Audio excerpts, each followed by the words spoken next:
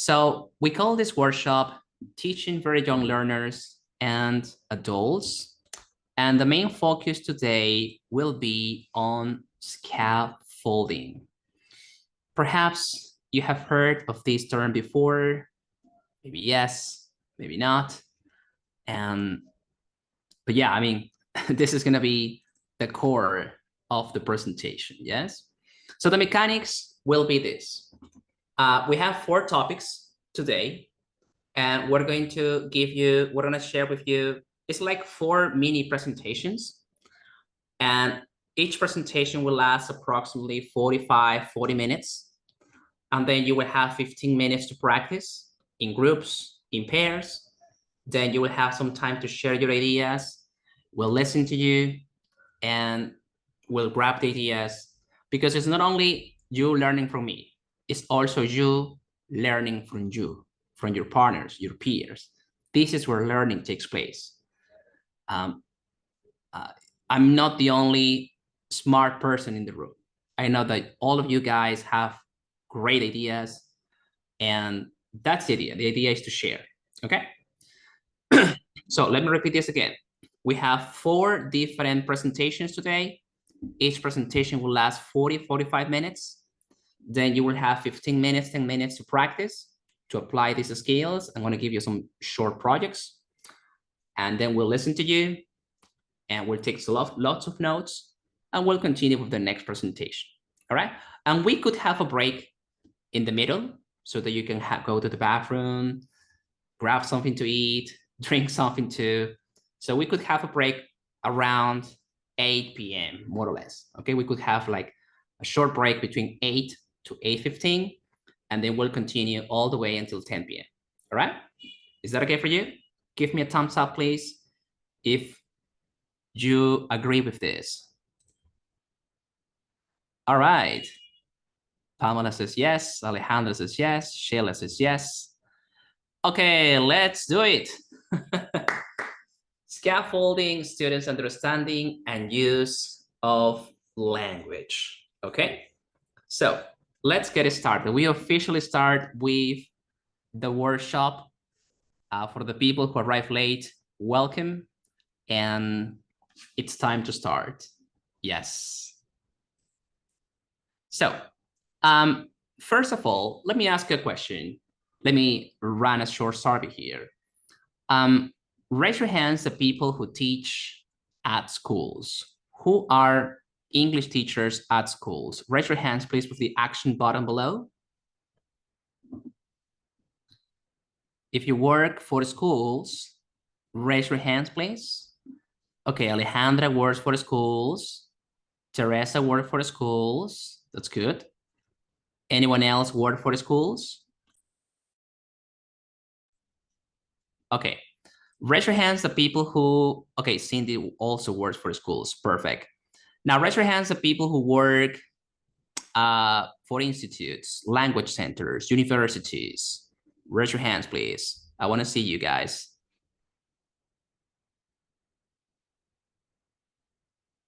Okay. So no one works for language centers, institutes. Okay. Okay. Now raise your hands, the people who give private classes. Raise your hands, the people who give private classes. You have your own students and you teach them one-to-one, or maybe in a small group. Okay, Alejandra got that. Great. Sheila too. Perfect. Pamela too. Okay, great. I like it. Okay, so the information that we're going to share with you can be applied to different scenarios.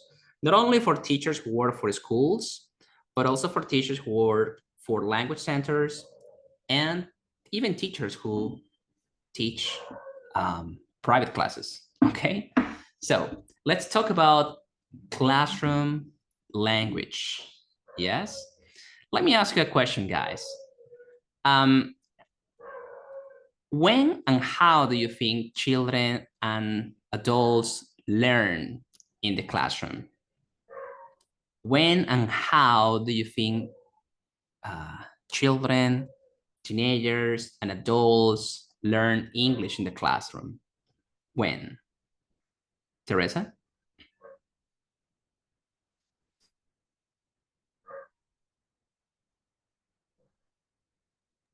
Teacher, I'm sorry, you said when?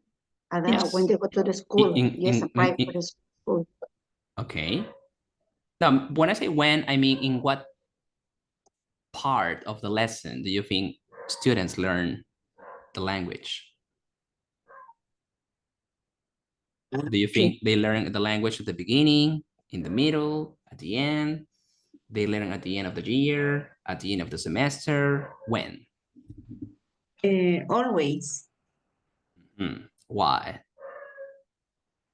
For example, when you teach English, I think it's the first day you have to try to teach and speak in English in order to, I don't know, for example, because as a teacher, you know, you want your student to learn English.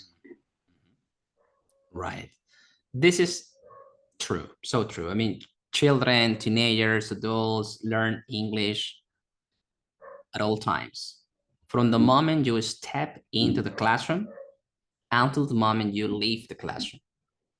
So the first time you enter the classroom, students are looking at you. They are listening at you, right? They are following your instructions and they are learning the whole time, okay? So here we have a very interesting slide. It says, children can pick up a lot of language through the normal day-to-day routine of what we do in class. For example, greetings, instructions should all be carried out in English. So if you enter the classroom, you cannot say, buenos días, alumnos. No, you cannot say that. I mean, you should say, good morning, or hello, or hi, or welcome, in case the students are entering the classroom, right? And you're there. Yeah. Or when you're given instructions, you don't say, abran sus libros, página 59. No, you say, open your books, page 59, exercise 1, right? So from that moment, students are learning. Yes? From the beginning, you can respond in English, even if the children use their mother tongue, but gradually encourage them to use English themselves. And this is the challenging part, to motivate, to incentivize, to push your students to speak in English. And in the slide, look at the slides, we have some typical and popular phrases that you can help your students to use in the classes, right? Like, for example, what phrases can you see? Tell me. Look at the pictures. I don't understand. I don't understand. Do you think this is a common phrase from students? Of course, yes. Most of the time they tell like this. What did you Yeah, say? that's true. And this is a very useful phrase, right? So if the students don't understand and you teach them how to say that in English, they will use it. Or can you repeat, please? Or is this right? Or this is very typical. What does, I don't know, intelligent mean, right? So these are very common expressions that you should teach students from the very beginning, right? Great. Now, we continue talking about classroom language. To encourage students to speak only in English in the classroom, make sure they know simple transactional phrases that they can use to manage their interaction. And if you look at the picture, guys, perhaps you're very familiar with this. And maybe you already have a poster presentation like this in your classrooms, right? Have you seen these posters where you have all the expressions, useful questions that people need in an English class? Questions, phrases like, clean the board, please. May I come in? May I go to the board? So let me ask a question. When you were learning English, do you used to have a poster like this on the walls of your classrooms? In my case, no teacher, because I study in a public school. In a public school, Okay. there is nothing about English. Yeah, no. Okay, yes. What about the rest, guys? When you were learning English in the institutes or language centers, do you used to have a poster like this on the walls of your classrooms? In my case, yes, teacher. When I explain, for example, something about the environment or maybe about the animal, yes, I try to use that.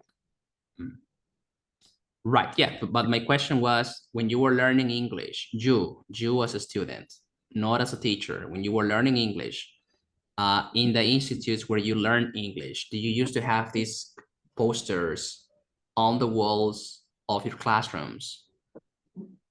Yes, when I need to use for explain about the classroom and my teacher, yes, I use. Great, great, great. Okay, and well, here we continue. Often these phrases come so naturally in the native language that it's difficult to break the habit. To help everyone learn and remember this, make a list of these phrases on the board or put them on a poster for the classrooms. And add additional similar phrases as the need arises. So let me ask a question. How many of you have a poster like this, like the ones you see on the slides, in your classrooms? Raise your hands, please. Aha, we have Teresa, Pamela. Good, good, good. Okay, great. So Teresa, tell us about the posters that you have in your classrooms. Like, what kind of expressions or questions do you have in those posters?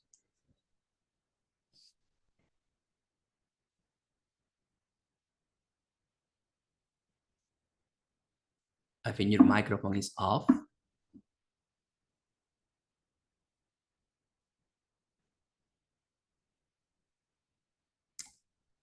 Well, maybe Teresa's having some technical problems. I think Pamela also raised her hand. Pamela, what kind of questions, expressions do you have in your poster? Oh, I have something like this, what? How do you say? Can you repeat, please? What does mean? Yeah. Those, yeah, that is a big list. Those are around the board. And I have some quotes to inspire my students to study. Correct. And do you think students use these expressions and phrases? They have to. They must. Why? What happens if they don't do it?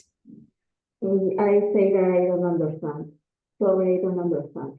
Yeah, you understand me. No, I don't. So yeah, try to speak in English. I want you to practice your English. So yeah, they try. At first, they didn't want to do it, but now, yeah, they say they try to explain more in English. Okay, so you force them to use the language. A little, at first a little, in March, April, but now, no, yeah, they use. That's good. That's good. At the beginning, it's true. At some points, we should encourage students to use that. And some of the students won't use it because maybe they are afraid to make a mistake, or maybe they just don't know how to pronounce the expressions, the phrases. So we as teachers should be there to help them, right? Yeah, if you need to pretend that you don't understand when they speak in Spanish, if you think it works, well, just do it, right? The idea is to encourage them to use the English language at all times. That's the idea, because sooner or later, they will acquire this new language. And that's the idea at the end of the day. Well, now, so far, I think we all agree that it's very important to learn phrases like this in your classes, right? And you can hand the posters anywhere in the classroom so that students can see them and can use them consciously and unconsciously. But now, when you are teaching, when you're given instructions, when you're playing a game, when something out of the blue pops up, you should also, you can also teach the language. For example, what to say before the lesson. Think about before you start your class, your English class, what phrases, questions do you use to in your English classes? Think about those phrases. Give me some ideas.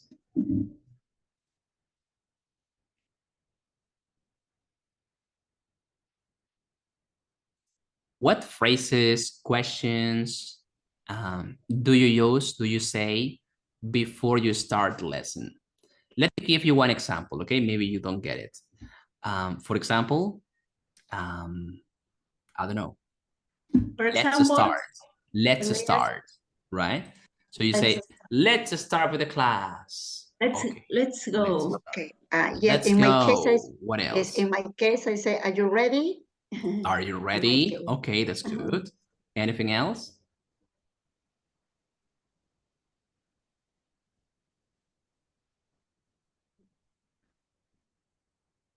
Okay. So here you have some phrases and expressions that you can use and that you can say before the lesson. So I'm going to ask Giovanna to read this set of expressions. Giovanna, read them, please. Yes, teacher. There are some useful sentences which are usually said when children come into the classroom and just before starting the lesson. For example, hello, hi, how are you? Good morning, good afternoon. Should close the door, please. Yep. What's today's date? May I come in? Let's start. Open the window, please. Please sit down. Please write the day of the board. Right. I'm going to call the list.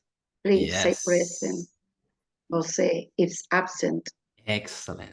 So these are the common, and maybe you use these phrases, guys, in your classes, right? And believe me, this is the power of using English at all times. We are English teachers and we are supposed to use English at all times. So never tell yourself things like, oh, my students will never understand this, so I'm going to use Spanish. No, students are smart. Children are smart. Teenagers are intelligent. Adults are very intelligent, of course. And believe me, people know this. Students know about this. In some cases, they pretend they don't know, but they actually know that. So it's a very good idea to use English at all times, okay? Now, what about getting started? What phrases, expressions, questions can you use after the greetings and organizing the students? The lessons will actually start. So what expressions and phrases can you use to start your classes? I'm going to give you some examples. For instance, you can say, open your books at page 17, please. What other phrases and questions can you use? Also, pay attention, please. Pay attention, please. What else? Don't stand up in the classroom. Okay, don't stand up. For example, always I say my students, you can stand up without the permission. Okay, that's a good one. I like it. I also say, teacher, in some cases I say, clear your table, please. Because I don't need any kind of instructor. Just in case, because I teach secondary students, and that's why they need to pay more attention than children maybe. Yes, and usually after lunch, right? Imagine students finish lunch. They want to sleep. So you should say, clear the tables, we're going to start the class, and well, they have to do it, right? Perfect. Okay, so here we have Pamela. Yes, you have an idea? Yes. Yeah, I think when I want to start the lesson, I introduce a question about the topic. For example, what do you understand for the scientific? Yeah, Okay. I start with that. Perfect. So I'm going to ask Erica. Erica, could you please read the phrases and the questions from the table? Okay, teacher. The phrases in the box? Yes, in the table. Okay. Take up your books, please. Work in pairs. Continue. Okay. Have you done your homework? Good. Are there any volunteers? Yes. Can I borrow your ruler?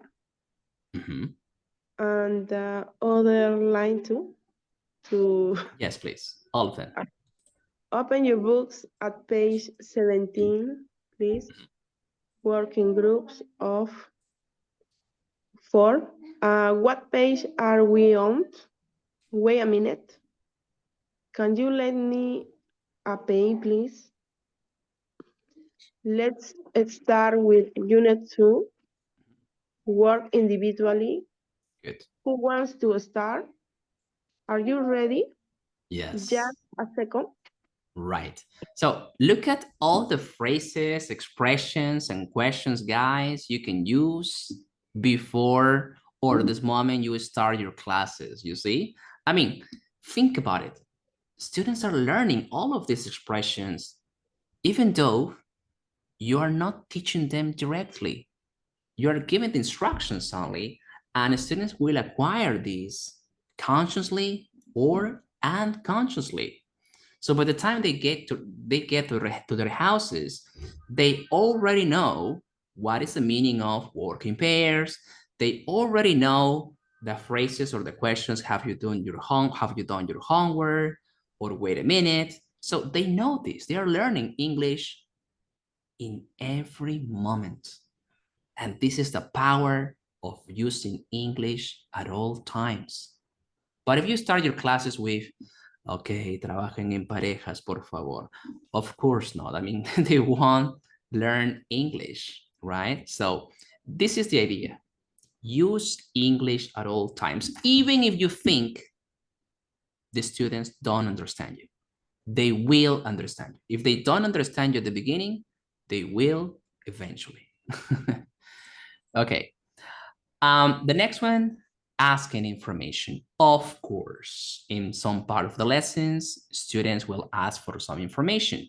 So what phrases, questions can you use? I want to give you one example. You can say, for instance, could you say that again, please? What other expressions can you use when asking for information? Give me some ideas. Come on.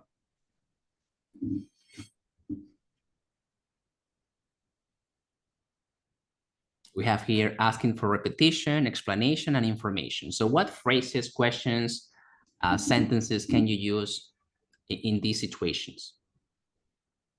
I just gave you an example. The example was, can you repeat that, please? Or something like that.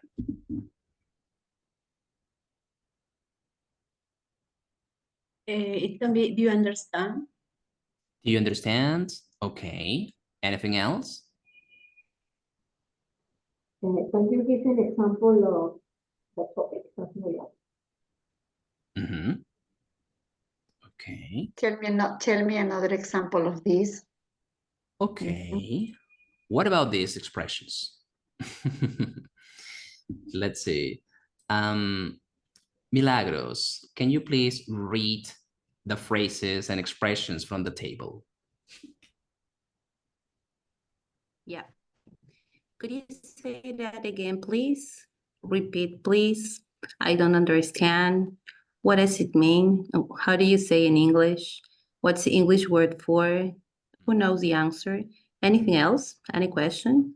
Perfect. So these are the questions, phrases you can share with your students so that they can use it if they want to ask for repetition, explanation, and information. So another idea that just popped in my mind right now is that For example, I remember when I started learning English, my teacher, who was very kind back then, she shared with me a list of phrases, a list of expressions, questions that I can use in order to survive my first month of English classes. That was a great idea from my teacher back then, because when you start learning a new language, like you don't have many resources, right?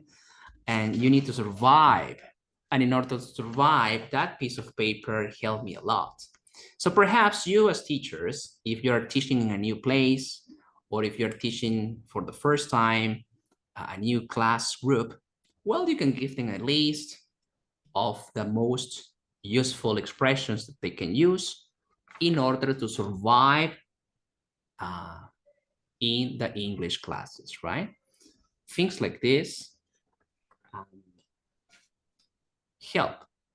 And students really care. I mean, they know that, and you're giving them the impression that you really care for them. I mean, I remember the name of my first teacher. Her name was Diane, right? And that was great for me, because she used stickers every time you did something great in the writing. She gave me papers, she gave me extra material. So teachers like this are memorable, right? And we never forget teachers like this. So the idea is that you become memorable, that your students will remember you. Why? Well, number one, you feel great, you feel good for yourself. And number two, maybe in the future, they can hire you, right? They would say things like, hey, teacher, you were my teacher in primary. Do you remember that? Well, you know what? I need help with this new project. Can you help me with this? And you got a new client, right? This is the way I got some students. Like it happened 2 years ago. 3 or 4 of my school students who now are professional people, who are grown-ups, they got in touch with me through social media.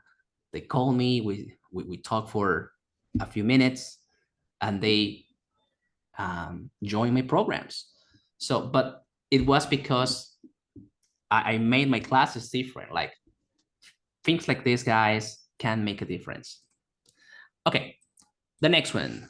During the lesson, the following expressions are common in the context of explaining a lesson in the English classroom. So what phrases, questions can you use to explain a lesson? Let me give you one example. You can say, for instance, listen to the audio. Listen to the audio. What other expressions can you help your students to use? Give me some ideas.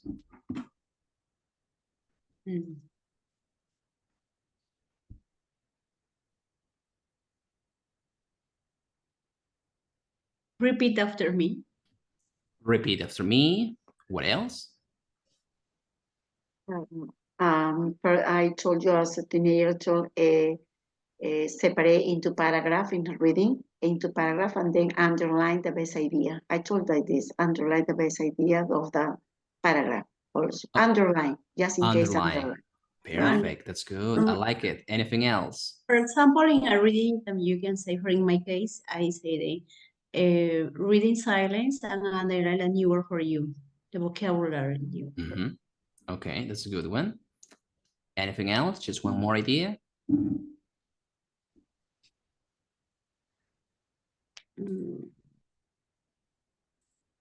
Well, look at all the phrases and questions your students can use, or you can use too in your classes, right? Let me ask.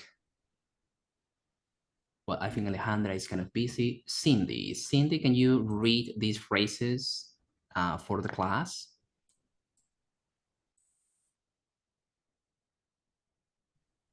Yes, teacher. Please repeat after me.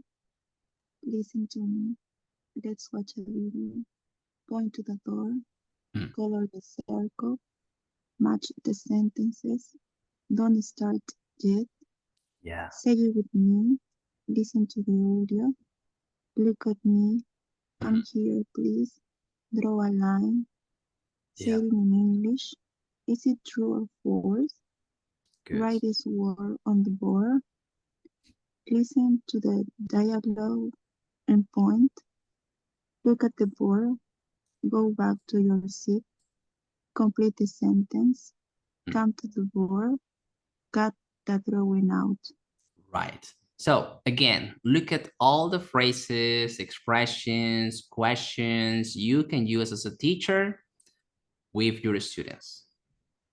Okay. My favorite, please repeat after me, right? You always need to tell your students to repeat after you to learn the pronunciation of some of the words. Great. So as I said it before and I say it again, students are learning at all times. At all times. Before the class, when you're giving the instructions, during the lessons, and now dealing with physical problems too. Because let's face it, we're dealing with human beings, people. So apart from the normal teaching and learning instructions the teacher has to give, there are many situations related to health, hygiene, and physical reactions that require specific instructions. So for example, think about the last time one of your students was very sick and he or she was in the classroom. Raise your hands, please. Do you have 6 students in the classes? Have you had an accident in the classroom before? Yes. Yeah, of course. Alejandra.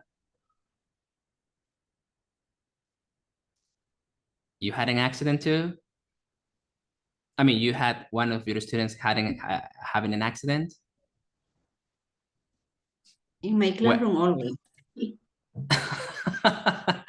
So when you are dealing with situations like this, these are the phrases you need to use. Look at the phrases, please, but please never use Spanish. Don't say, sóplate la nariz. No, no, no, no. You say, blow your nose. Don't say, te lavas las manos. No. Do you wash your hands? Right? So these are phrases and expressions you need to use. Sheila, could you please read the phrases? Okay. Dealing with physical problems. Apart from the normal teaching and learning instructions, the teacher has to give.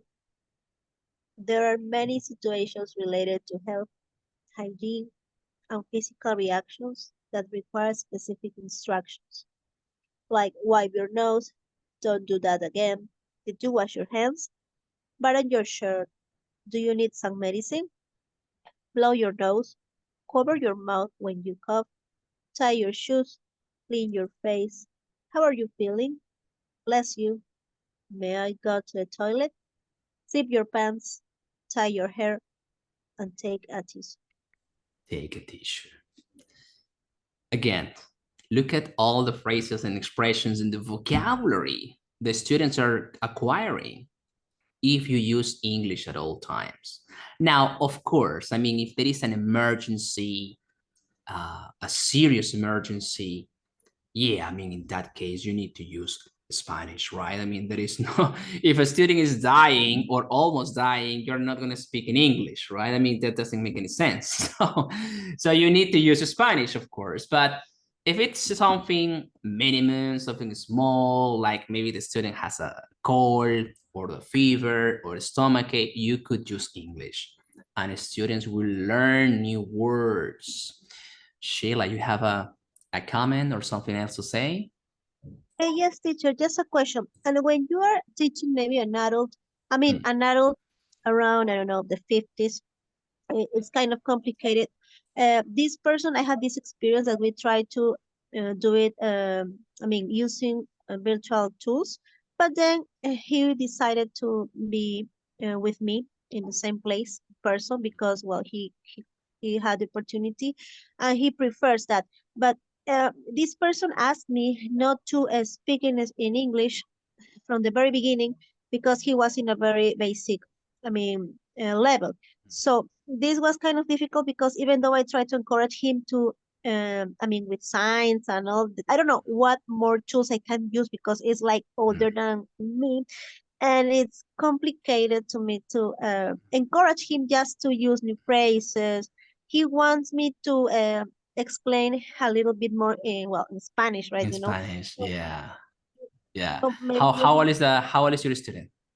he is 57 years old. Yeah, very common when you're teaching adults, usually after 50 years, 60 years. Right now, for example, I have a student who is more than 70 years old. Yeah, my student, I have a private student.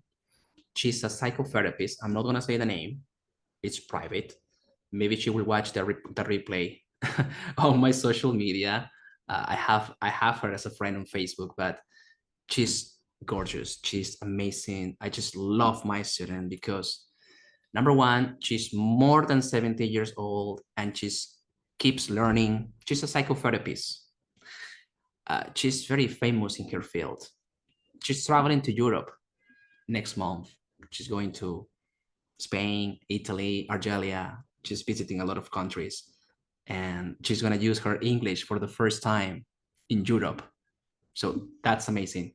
Anyway, and I totally understand, Sheila, that adults, people who are older than 50 years old, they want you to use Spanish because they're adults, right? They want quick answers, right? They don't want you to beat around the bush. But still, what I usually do is baby steps. Like at the beginning, yes, maybe you can use Spanish, but maybe the next class you use less Spanish. And maybe the next week you use even less Spanish. And then maybe the next month you don't use Spanish. So it should be, you should reduce the moments of Spanish, the use of Spanish in your classes, eventually, right? So chronologically speaking, the more classes he or she will receive, the less Spanish you use in your classes. And you just tell him or tell her that this is going to be useful for her, right? And if you do that, believe me, she or he will like it. I did that with my student, and yeah, it's incredible. Like she learned many things. So yeah, I'm just gonna use it in her trip to Europe next month. Okay, anyway, and sure. When you play games, do you play games in your classes? Raise your hands, please, if you play games in your classes. Of course, we're English teachers, so we play games all the time.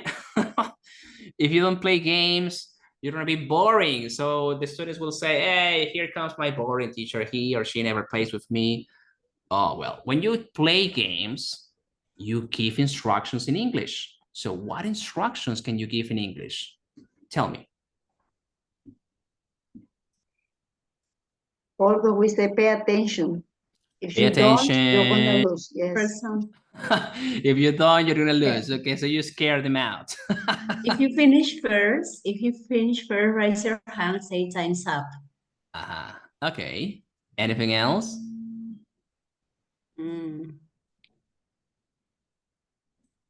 All right. Look at for example, all. Yes, continue. Yeah, okay. For example, there is a play that they have to run, so I can say, don't push your partner. Don't push your Keep partner. your weight. Keep your weight. Avoid accidents, right? Take it easy. Yes, especially to the hyperactive students who want to win. Yes. Yes. Okay, so these are the phrases and expressions, guys, that you can use in your classes. Please, Cindy, can you read the phrases? Yes, teacher. Playing games. Roll the dice. Better luck next time. I lost. Shuffle the cards. Put the card face down. Yes. Make 3 lines.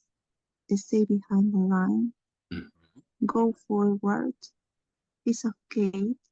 Yeah. The winner is turn over a card. Congratulations. Good. Stand in a circle. Good. Don't cross the line. Go back. I won. It's a draw. Put the card face up. Let's play again. Right. Stand in the middle. Stay on the right. Great.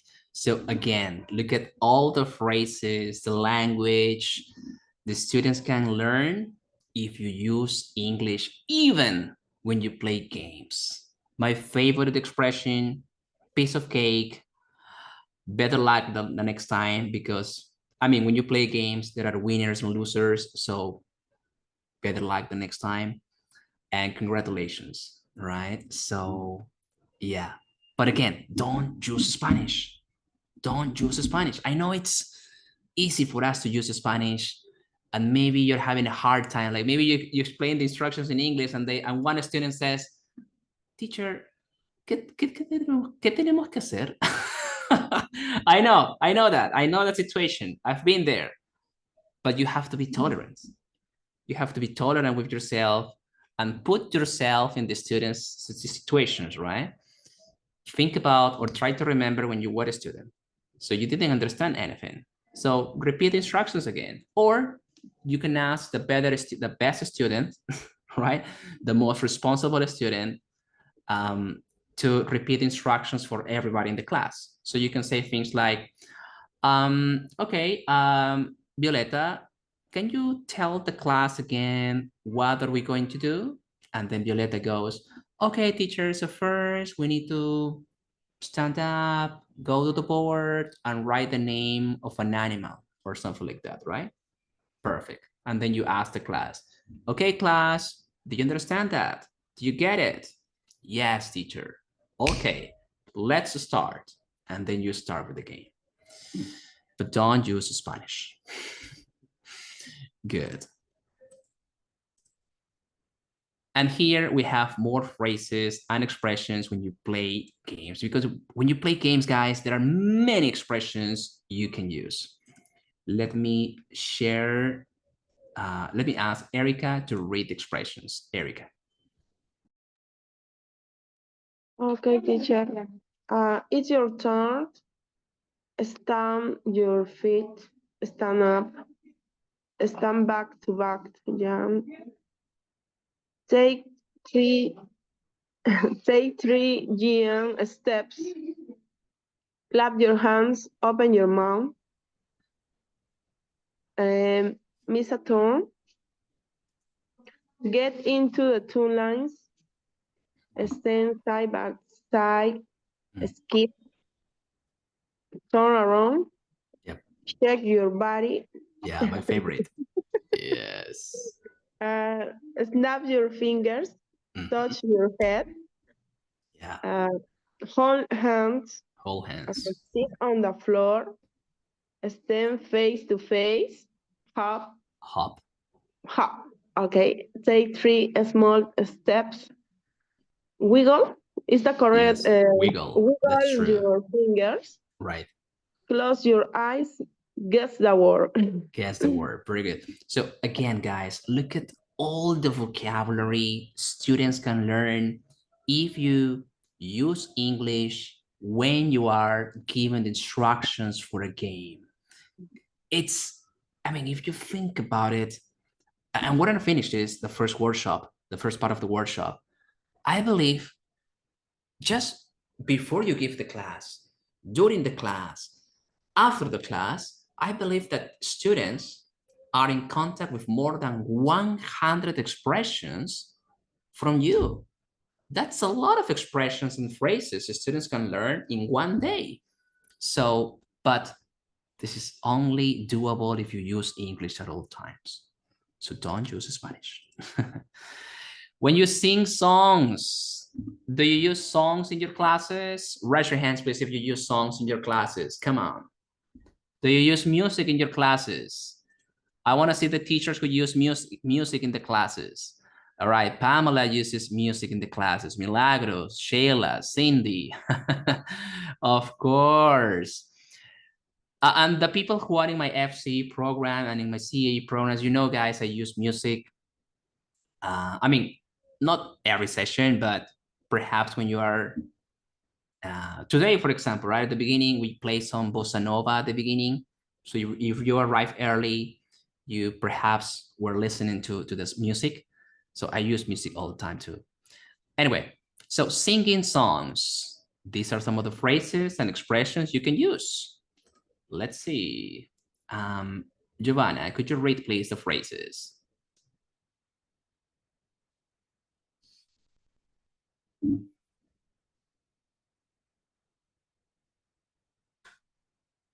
Well, I think Giovanna is not available. In that case, Sheila again.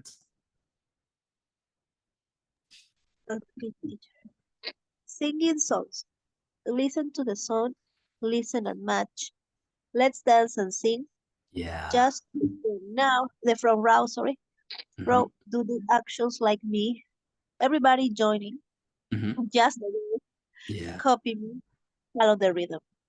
Follow the rhythm. Very good. Again, there are a few we have a few expressions here that you can use if you're using music, songs in your classes. After the lesson, even after the lesson, guys, we students are learning English. So what expressions can you use after the lesson? Imagine your English class finished. Your English class is over.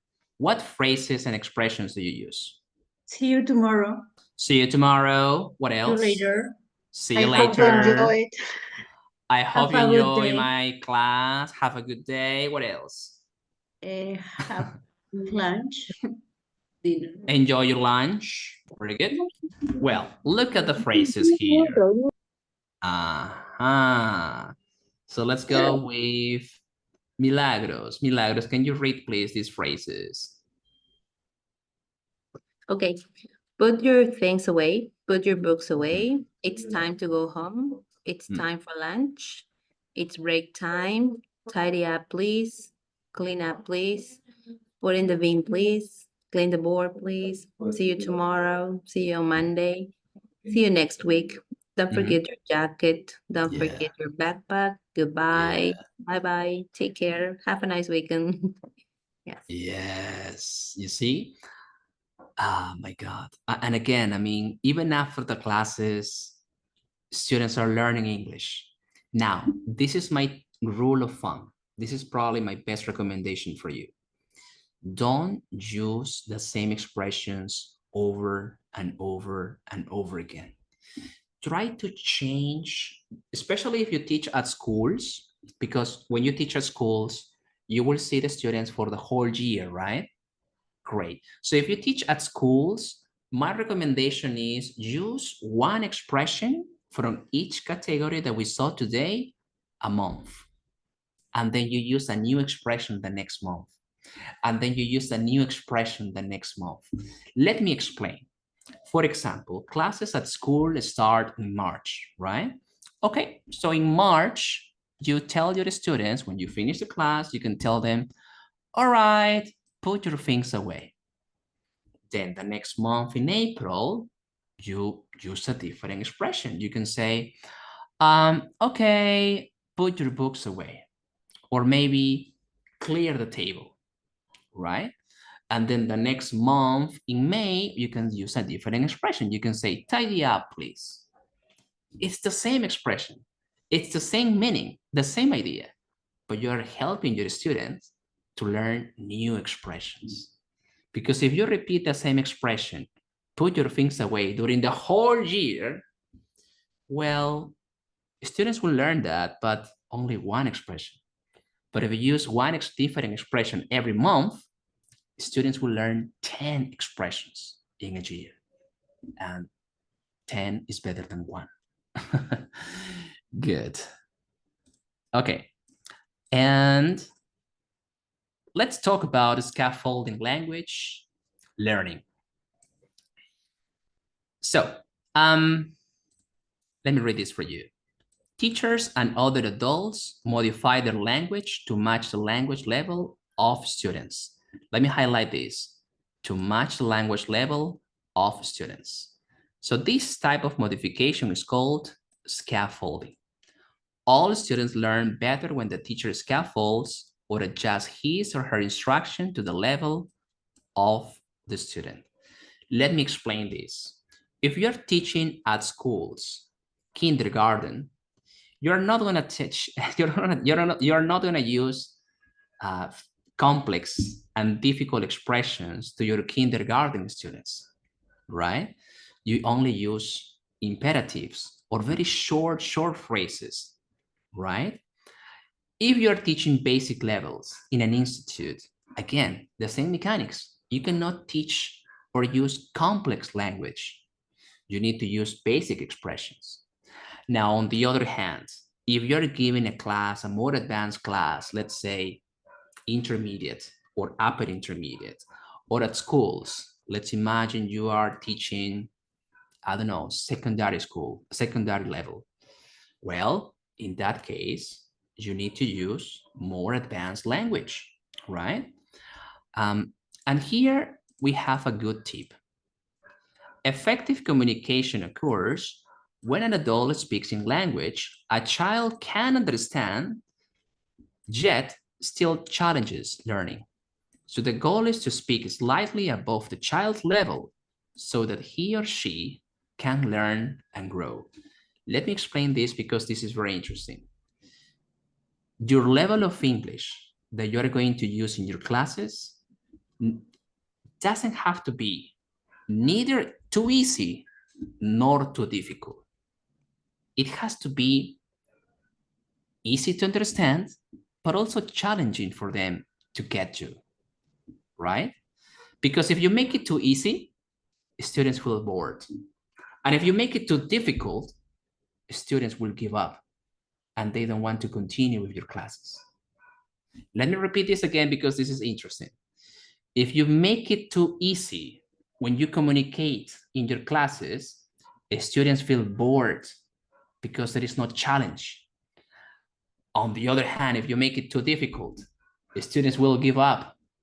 They don't want to continue working with you because it's too difficult for them, right?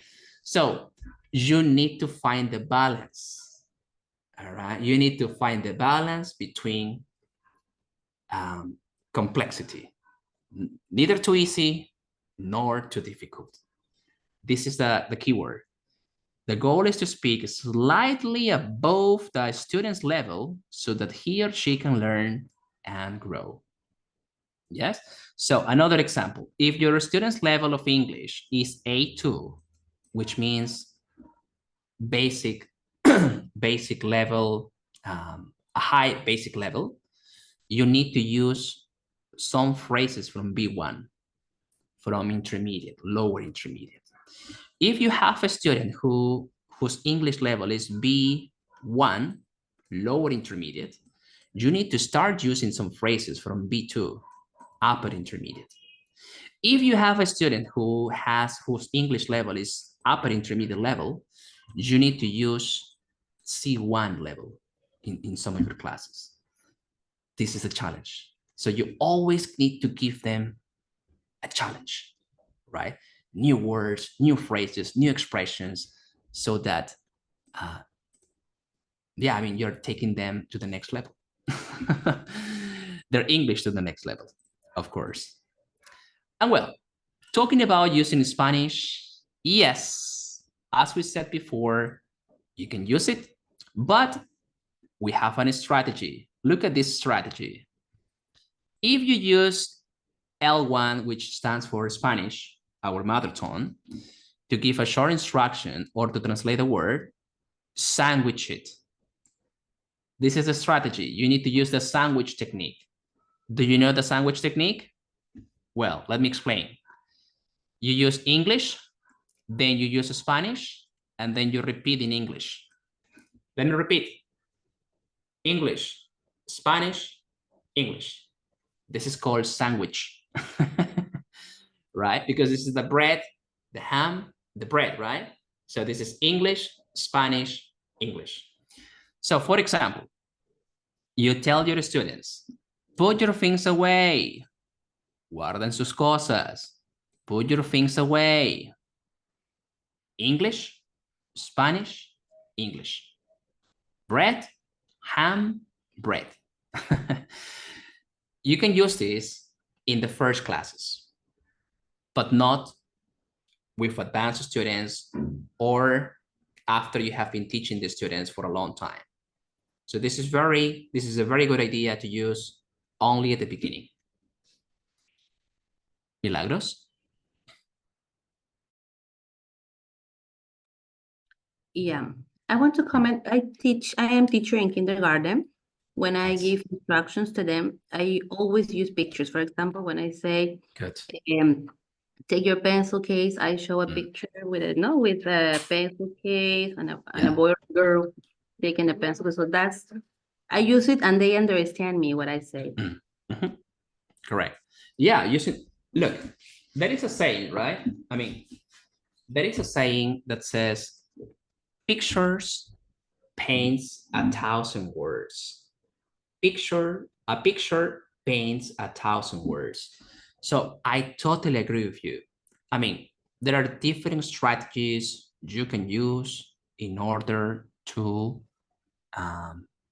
make your students understand you, right? You can use pictures, you can use realia. We're going to talk about that later. But I'm giving you this technique because I understand that sometimes you can lose your cool, you can lose your patience, and yeah, the only way to get out of trouble is to use Spanish. So if you want to use Spanish, you can do it, but use this sandwich technique. Okay, the next one, you're going to need L1, which is Spanish, especially at the beginning, when setting discipline and class rules, or at any time when you would waste too much time explaining an activity in English. As we said before, you can use Spanish only at the beginning stages. Yes? Usually when you give the rules, the instructions, or something very important. Use Spanish less and less as the school year progresses. This is what I told you before. So in March, you can use Spanish. In July, the use of Spanish needs to go down. And in December and November, try not to use Spanish at all, just English. This is the idea. And try to be aware of how often you use Spanish in the classroom. It is so easy to fall into the habit of doing so, and children quickly learn to just wait for your instructions in Spanish. It's true. It happened to me when I used to teach at at schools. It's easy for us to give instructions in Spanish, but it's easy for us, but it doesn't help the students at all. So be more kind with the students, put yourself in the students' shoes, and try to use English at all times, okay?